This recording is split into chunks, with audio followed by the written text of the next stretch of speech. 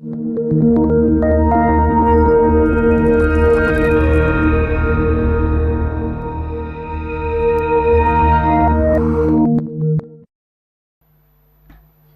జీవితాలను రక్షణలో నడిపించాడు నా యేసయ్య. ఈ మాయ వద్దు నాకు. అబ్బా, ఇది ఒక్కటి బాగా నేర్చుకున్నారు ఈ మాయ. శబాష్ శబాష్ శబాష్ అని నాలుగు బాధంగానే ఓకే నేను మునగ చెట్టు ఎక్కేస్తానని. నేను ఎక్కను. నాకు చప్పట్లు కాదు కావాల్సింది, ఇప్పుడు మీ ఆలోచన ఏందో కావాలి. నాకు బాధ పెట్టానా? న్యాయమేగా నేను అడిగింది. శాలేమన్న ప్రార్థననే నువ్వు ఆశపడితే మరి నువ్వెప్పుడు ప్రార్థన చేస్తావు? దయ్యం పట్టిన వ్యక్తిని శాలేమన్నే దురాత్మని వెళ్ళగొట్టే పరిస్థితి ఉంటే మరి నువ్వెప్పుడు వెళ్ళగొడతావు? 10 మంది నీతిమంతుల్ని నువ్వెప్పుడు సమకూరుస్తావు? ప్రాంతాలు నాశనం కాకుండా ఎన్నో రకాలుగా నశించిపోతున్న జీవితాలు నీ కళ్ళ ముందు కనపడుతుంటే చిత్తశుద్ధి లేకుండా ఎన్నాళ్ళు తిరుగుతావు? అసలు ఎదుటోళ్ళని రక్షించడం సంగతి అటు నుంచి ఇంతకు నువ్వు రక్షణ పొందావా? అసలు నువ్వు మారు మనసు పొంది బాప్తీసం పొందావా? నువ్వు ఇంతకీ కొంపతీసి నువ్వే పొందలేదా? ఇది ఇంకా దరిద్రం. నువ్వే పొందకపోతే అర్జెంటుగా ఈరోజే పొందు. నువ్వు మారు మనసు పొంది రక్షణ పొంది ఈరోజు దేవుని కార్యాలకు దీక్షాబద్ధురాలవై నడుం కట్టాం.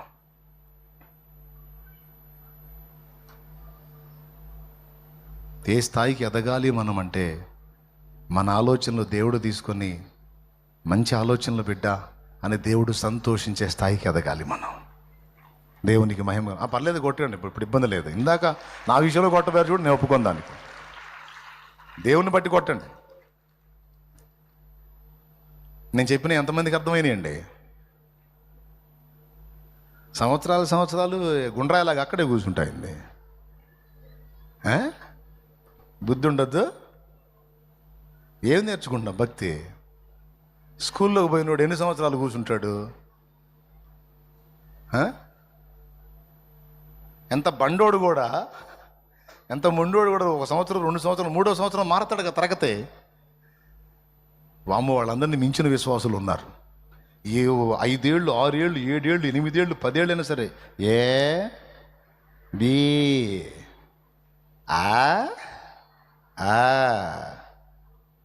10 ఏళ్ళు అయితే విశ్వాసంలోకి వచ్చి ఒక్కసారి కూడా బైబిల్ చదివిన సాక్ష్యం ఉండదు. ఎన్నిసార్లు చదివామా బైబిల్ అంటే?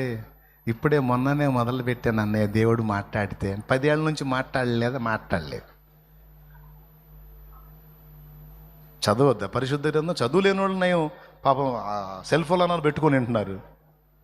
చదువు ఉండి కూడా చదవని వాళ్ళు ఉన్నారు. నువ్వు చదివే మిగిలిన చెత్తవాటి కంటే బైబిల్ గ్రంథం తీసేసిందా? ఎంత ఇంపార్టెంట్ అది. పిచ్చోడిని కూడా జ్ఞానవంతుడిగా చేసే పుస్తకం కదండి అది.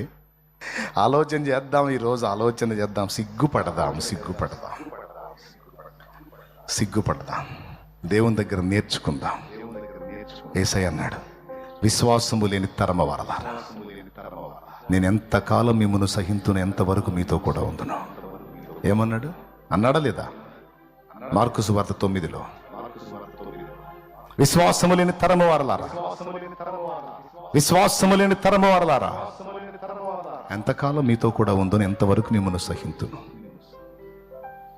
మీరు ఎప్పుడు ప్రయోజకులు అవుతారు? మీరు ఎప్పుడు గద్దించి వాటిని వెళ్ళగొడతారు?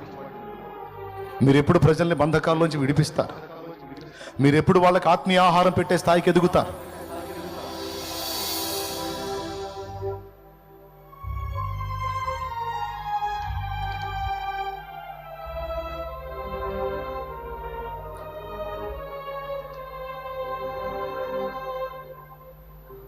ఒకసారి ఆలోచన చేయండి. అన్నా, నేనే సిగ్గుపడుతున్నాను ఈవేళ. నిజమే, నా దేవుడు నేర్పిన విషయాలని నేర్చుకొని నేను దేవుని పనిముట్టుగా మారాలి, పోరాటంలో జయించాలి. నేను భక్తి సాధన చేయాలి, 10 మందిని బలపరచాలి. ఈరోజు నాకు సిగ్గు అనిపించింది, నేను సరి చేసుకుంటున్నాను. ఈరోజు నేను సరిదిద్దుకుంటున్నాను, సరి చేసుకుంటున్నాను. అన్నా, నా కోసం ప్రార్థన చేయి అంటే నేను నీ కోసం చేస్తా.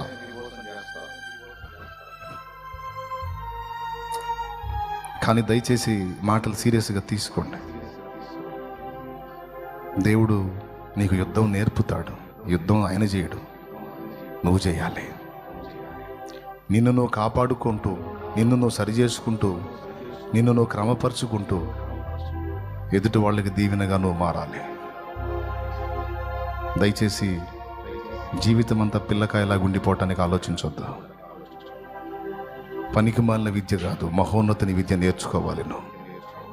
హల్లెలూయా, హల్లెలూయా, హల్లెలూయా, హల్లెలూయా. అందరూ కూడా దేవునికి ప్రార్థన చేయండి. దేవా, సిగ్గుపడుతున్నాను, సిగ్గు నాకు తగ్గున్నది నాయన, సిగ్గు నాకు తగ్గున్నది నాయన. సంవత్సరాలు గడిచిన పరిశుద్ధ గ్రంథం నేను ఒకసారి కూడా కంప్లీట్ చేయలేకపోయాను నాయన. 4 ఆత్మల్ని కదిలించలేకపోయాను ప్రభా. 10 మందికి ఆదర్శంగా ఉండలేకపోయాను నాయన. కనీసం ప్రార్థనా జీవితాన్ని కట్టుకోలేకపోయాను, భక్తి సాధన చేయలేకపోయాను నాయన. నా ప్రభువా, పరిశుద్ధులు నేర్చుకున్నారు, చాలామంది భక్తులు నేర్చుకొని ప్రయోజకులయ్యారు, కానీ నేను అలా ఉండలేదు ప్రభువా. అయ్యో దేవా, నన్ను క్షమించు నాయన, నేను మారు మనసు పొందుతాను, నేను సరి చేసుకుంటాను. నా ప్రభువా, నన్ను సరిదిద్దు నాయన, నన్ను నీ కొరకు వాడుకో నాయన అంటూ ప్రార్థన చేద్దాం. పరిశుద్ధ తండ్రి, నీ కొందనాలు. ఈవేళ నీ బిడ్డలందరినీ ఈ రీతిగా దర్శించిన విధానం కొరకు స్తోత్రం. నీ మాటలు విన్నారు. ఇంతమందిలో కొంతమంది అయినా చైతన్య స్ఫూర్తి పొందుతారని నేను అనుకుంటున్నాను ప్రభా. నిజమే కదా, నేను దేవునితో వ్యక్తిగత అనుబంధాన్ని ఏర్పరచుకోవాలి, శత్రు సమూహాన్ని అధిగమించాలి, మంచి పోరాటం పోరాడి విశ్వాసాన్ని కాపాడుకోవాలి. నా ప్రభువా, నీ బిడ్డలు ఎంతమంది అలా తీర్మానం చేస్తున్నారు? ఎంతమంది నీ పాత్రలుగా, సేవకులుగా, సేవకురాండ్రుగా సిద్ధమవటానికి నడుంగడుతున్నారు? బిడ్డల్ని బలపరచు, పరిశుద్ధాత్మతో నింపు నాయన, నింపు నాయన, నన్ను నింపు, నా బిడ్డల్ని నింపు. దయచేసి వారు ఎదుర్కొంటున్న శారీరక మానసిక సమస్యలకు పరిష్కారము దయచే. నీ బిడ్డల్ని సిద్ధపరచు నాయన, అంధకార క్రియల నుంచి విడిపించు నాయన, పాపం నుండి విడిపించు నాయన, తప్పుడు జీవిత విధానం నుంచి విడిపించు నాయన, మారు మనసులోకి నడిపించు నాయన, అక్రమ క్రియల నుంచి విడిపించు నాయన, బంధకాలు తెంచివే నాయన, రోగాలను స్వస్థపరచు నాయన, శాపమును తొలగించు నాయన, అప్పులు తొలగించు నాయన, కేసులు కొట్టివే నాయన, కుటుంబాలకు సమాధానమే నాయన, కుటుంబంలో మారని వ్యక్తులను మార్చు నాయన. బిడ్డల్ని, చిన్నల్ని, పెద్దల్ని, స్త్రీలని, పురుషుల్ని, ఎవరిని, వృద్ధుల్ని మీరు దర్శించండి. ఇప్పటికే చాలా టైం అయిపోయింది, ఇకున్న కాలం కొంచెమే. ఈ కాలం కాక మునిపి వారు కూడా మార్పు చెంది సంపూర్ణంగా రూపాంతరం చెందే కృప దయచేయండి. మా బిడ్డలు ఎవ్వరు కూడా నిష్ప్రయోజకులుగా ఉండకూడదు. మా బిడ్డలందరూ కూడా ప్రయోజకులుగా మారాలి, ఆత్మీయంగా బలాభివృద్ధి పొందాలి. ఈ పురుషుల్లోంచి అనేక మంది దైవజనులు యేసు నామంలో లేవాలి. అనేక మంది దైవజనులు ఆత్మల రక్షణ కొరకు వాడబడే యోధులు యేసు నామములో లేవాలి.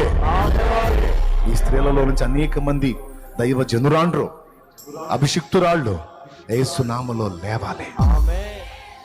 గ్రామాలు, పట్టణాలు, పల్లెలన్న భేదం లేకుండా గొప్ప ఉజ్జీవం బయలుదేరాలి. మా బిడ్డల్ని బలపరచమని, ఈ మాటలు దుష్టుడు ఎత్తుకొని పోకుండా బిడ్డల హృదయాల్లో స్థిరపరచమని, మా బిడ్డలని, మమ్మల్ని మొత్తాన్ని ఆత్మీయ ఎదుగుదలలోకి నడిపించమని, మాకింకా నేర్పమని యేసు నామములో ప్రార్థించి పొంది ఉన్నాం తండ్రి. పరలోకమందున్న మా తండ్రి, నీ నామం పరిశుద్ధపరచబడునుగా, నీ రాజ్యం మాకు వచ్చుగాక, నీ చిత్తం పరలోకమందు నెరవేర్చినట్లు భూమి అందు నెరవేరునుగాక. మాకు కావలసిన అనుదిన ఆహారం నేడు మాకు దయచే. మా పట్ల అపరాధం చేసినవని మేము క్షమించున్న రీతి నీవు మా అపరాధములు క్షమించు. మమ్మల్ని శోధంలోనికి తేక దుష్టి నుండి, కీడు నుండి తప్పించు. ఎందుచేతనగా రాజ్యం, బలం, మహిమ, శక్తి సర్వం నిరంతరం నీవై ఉన్నావు తండ్రి. ఆమేన్, ఆమేన్.